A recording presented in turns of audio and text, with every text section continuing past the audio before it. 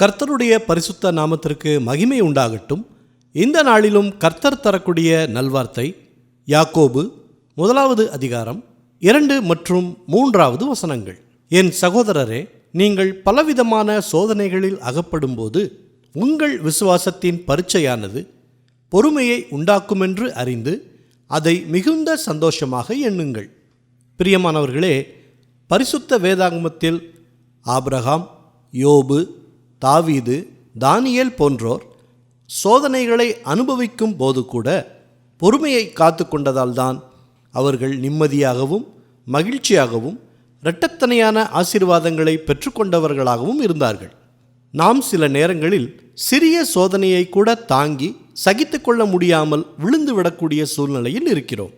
ஆனாலும் கர்த்தர் மேல் விசுவாசம் வைத்து நடக்கும்போது அவர் பொறுமையை கொடுத்து அதை தாங்கி அதிலிருந்து தப்பிக்கொள்ளும் வழியையும் நமக்கு தருகிறார்.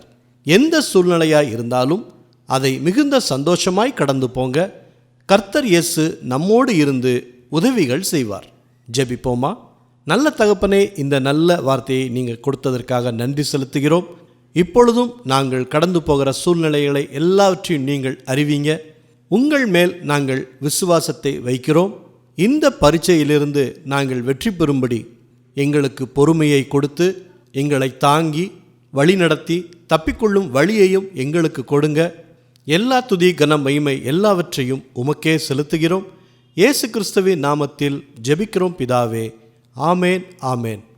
இந்த நல்வார்த்தையை மற்றவர்களுக்கும் பகிர்ந்து மற்றவர்களுக்கும் ஆசீர்வாதம் கிடைக்கச் செய்யுங்க.